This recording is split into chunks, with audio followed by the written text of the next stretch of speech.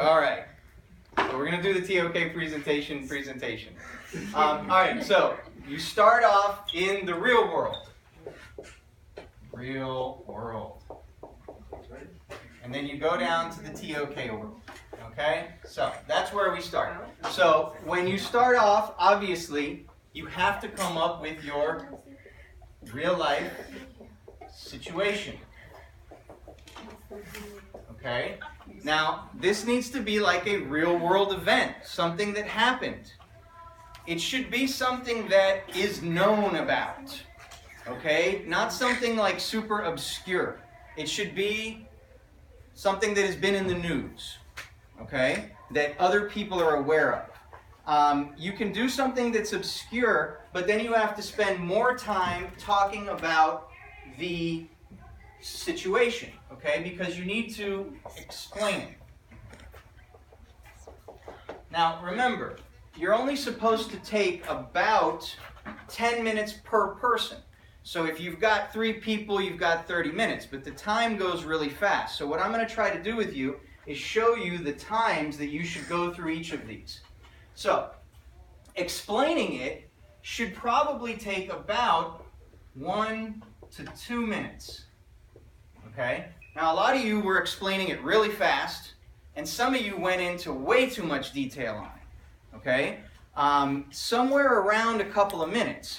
If it's obscure, you have to spend more time explaining it because we don't know about it. All right? If it's a common thing like, something from World War II or September 11th, which I wouldn't recommend because everybody does that, and it's boring to everyone at this point, unless you could find something interesting to focus on about it. But if not, you need to spend enough time explaining it. Okay? Now, the important thing about the real-life situation is the whole presentation is about this. This is the biggest error that people were making. Okay?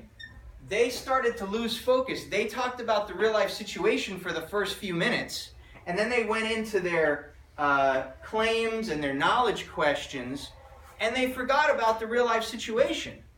And a lot of people got confused and went on to their other real-life situations, and they basically did it in 3 parts. They did the first part on their real-life situation, the second part on a second real-life situation, and the third on another. No, the whole thing is about this real-life situation, okay? You are constantly referring back to it. So one of the notes that I gave on doing your slideshow is that you need to keep that somehow in front of us the whole time. So whether it's just a picture or something on your slideshow, it needs to constantly be in front of us so that you're never away from the real life situation. Okay? So that's the first thing. Explain it and make sure that this real life situation goes on throughout the entire thing. Okay? So I'm going to make this colorful. So step 2 is extract the knowledge question. We've gone over this a ton. You remember the 4 characteristics of a knowledge question?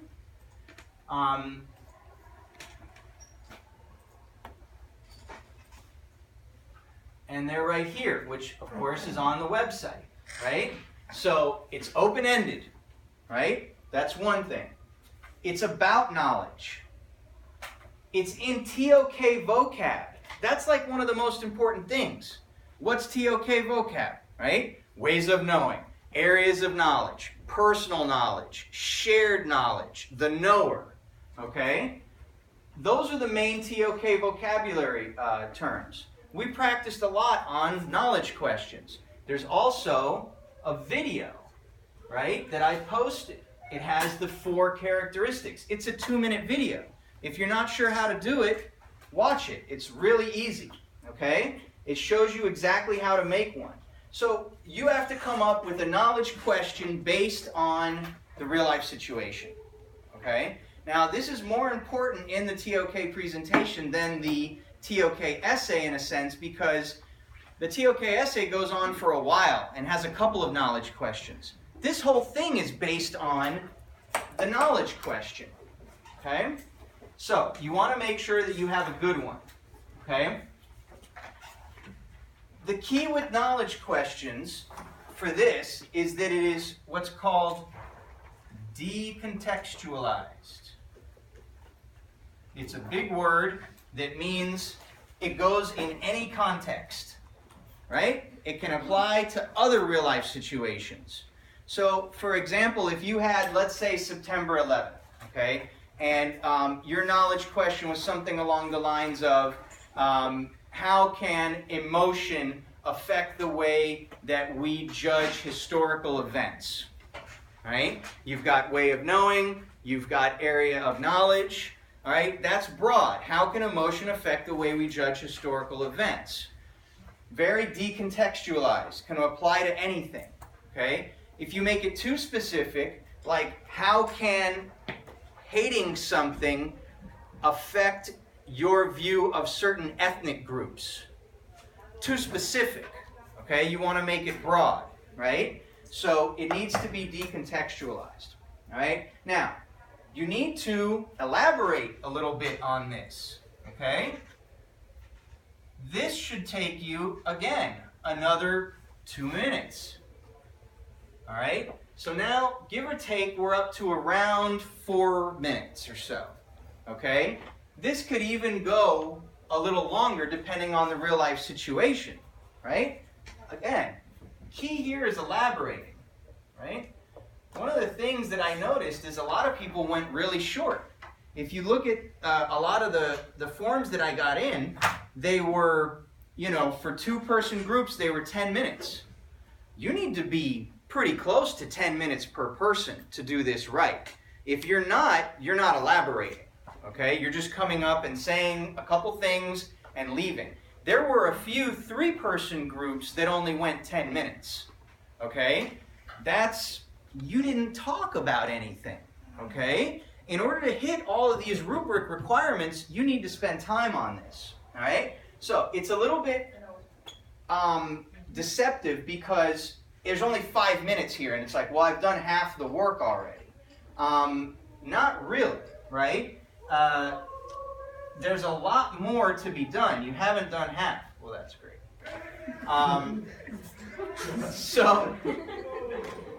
So now you're 5 minutes in, okay? And now you go into the real meat of the presentation, okay? So this is the biggest, most important part. Biggest chunk of time. Okay, is right there. So,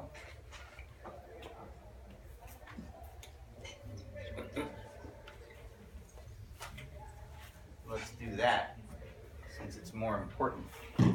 All right, this is where a lot of you kind of screwed up, okay? You've got to have in here your 2 to 4 claims based on the knowledge questions, okay?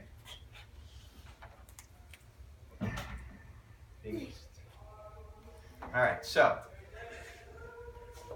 2 to 4 claims. Number of presenters. Okay? If you're one presenter, you have to have at least 2 claims. You can't have only one. Okay? If you're 3 presenters, don't have more than 4 claims. All right? Each of you is going to go into detail on your claims. All right? So you've got, let's say, 2 to 5 minutes here. We're going to do this as an example of 3 people. All right? So let's say we say time right here. All right? In this section, we've got 2 minutes. In this section, we've got 3 minutes. Say 5 to make it easy there. Okay? A total of 30 minutes that we want to get to. So for each of these 2 to 4 claims, we're going to probably spend about 6 to 7 minutes each. Okay?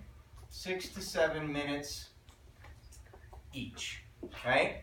which will get us up to somewhere around 20 minutes. Right? That's 25, and then we finish off with 5, and that gives us a total of 30. All right? So somewhere around 5 to 7 minutes per person, okay, is what you should be aiming for. All right? Now, how do you fill that up? Okay, well, the first part is state your claim and elaborate. Go into detail on it. All right? Spend some time explaining why it's important. Okay? And what do I mean by a claim here? Well, so you've got a knowledge question. Okay? Let's go with our September 11th example. If our real life situation was September 11th and our knowledge question was how does individual emotions affect perception of historical events, then you're going to make a claim against that. Okay? People tend to remember things differently when it has had a major impact upon them personally. That's a claim. Okay? So we make that claim, and then we go into detail on it. Okay? So I say, I'm sure you've had a situation where you've seen something happen and you knew someone. Okay? And it affected you differently. I can remember personally after September 11th being at a house party in a stairwell talking to a guy who was friends with somebody who died in one of the Twin Towers. And it had never impacted me as much until I met that guy, right? So that's what you want to do, is kind of elaborate a little bit. Why is this important to you? Why did you make the claim? Okay? The explanation, right? Now I said in this initial one, I said one sentence, right? And then explanation 2 to 3 sentences. I think that's where people got into problems, because they wrote like sentences, and then that's all they said, okay? So I'm not going to say sentences. I'm going to say elaborate, okay? State your claim and elaborate. Instead of claim and explanation, just elaborate on it, okay? Now, the next step is incredibly important and really separated the good presentations from the great ones, right? Or the average from the good. How much support did you have? This is key, okay? Support. This is evidence, okay? This is everything, right? It's everything, literally. If you're an attorney and you're making a case, you need evidence, right? If you're making a claim on all the millions of tests and essays that you guys take, they're all based on evidence. If you don't have evidence, you don't have anything, right? So what you have to do is get evidence to support your claim, okay?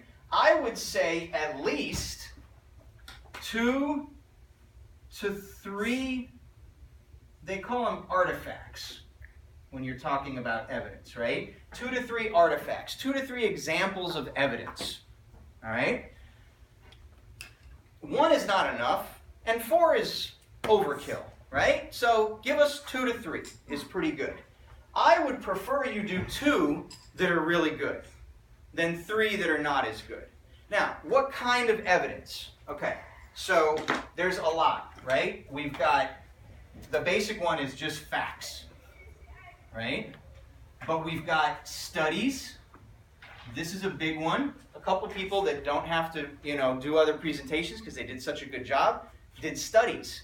They found studies done by universities that talked about people experiencing these things. Okay? It's not hard to find. It's very easy. You can use Questia. You can use anything. You can use Google, right? So, facts, studies.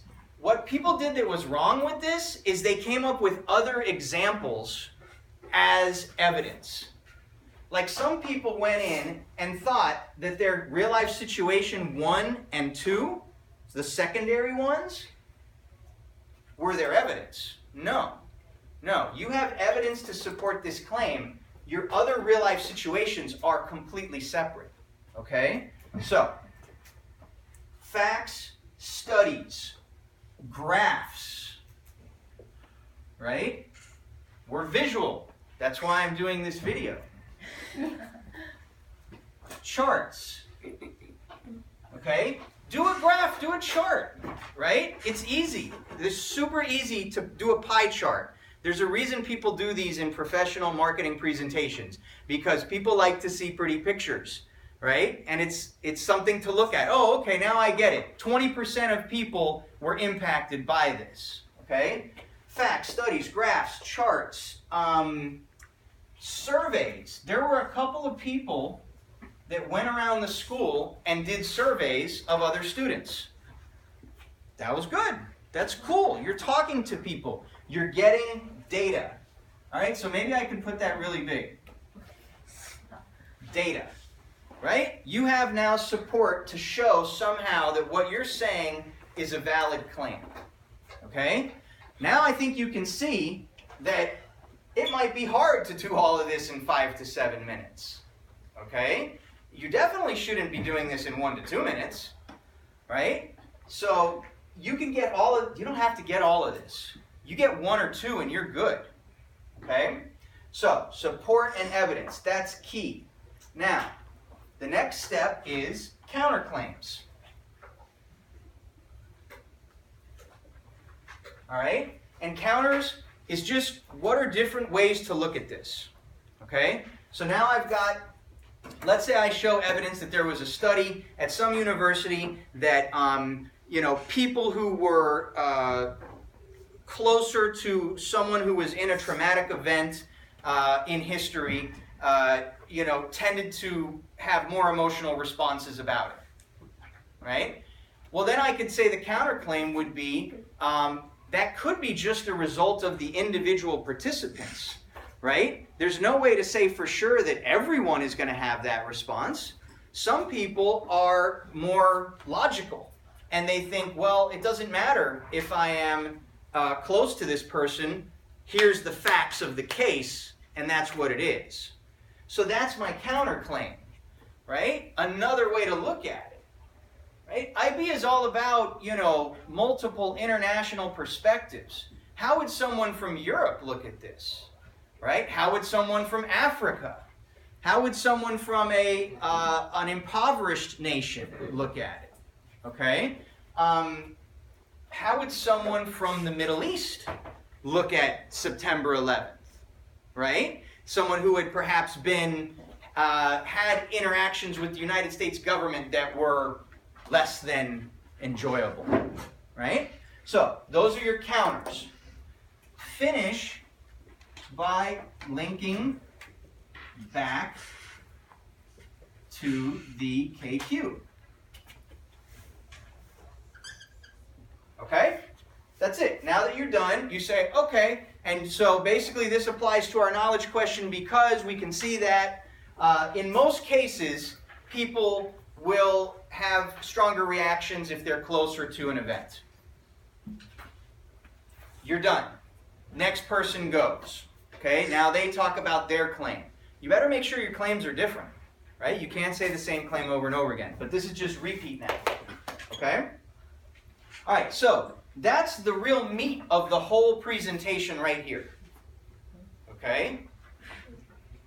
After that, you go to 2 other real-life situations. And you take each claim and apply it. So after the 3 people would do their stuff, then you would say, okay, we have 2 others that we're going to apply this to. Okay?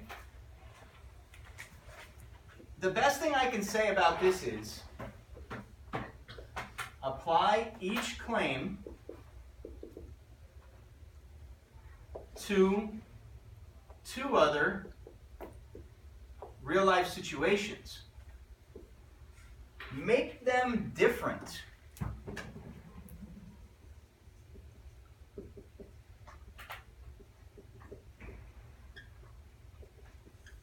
Okay? If you did September 11th, then you need to go back in time, further, right? Or come to the more recent history, okay? Pick an event that just happened, right? You don't want to be in the same time frame. You don't want to be in the same country, okay? Go to China. Go to Asia. Go somewhere else, okay? But it should be a totally different real-life situation. All right? And then you don't spend nearly as much time on those. You can talk about it, but you don't